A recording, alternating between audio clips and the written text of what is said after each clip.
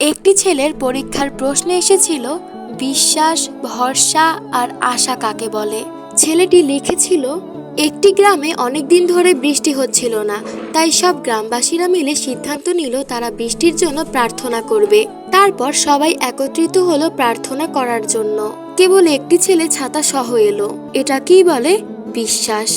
তারপর ছেলেটি দ্বিতীয় প্রশ্নের উত্তরে লিখল, আপনি যখন কোনো শিশুকে শূন্যে ছেড়ে খেলা করবেন, সে তখন হাসতে থাকে, কারণ সে জানে আপনি তাকে আবার ধরে ফেলবেন।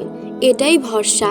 ছেলেটি তৃতীয় প্রশ্নের উত্তরে লিখল, প্রতি রাতে আমরা যখন ঘুমাতে যাই, কোনো নিশ্চয়তা থাকে না যে আমরা পরের দিন আবার জেগে উঠতে পারবো কিনা। তবুও আমরা পরের দিনের জন্য অ্যালার্ম দিয়ে রাখি। এটাই হলো আশা।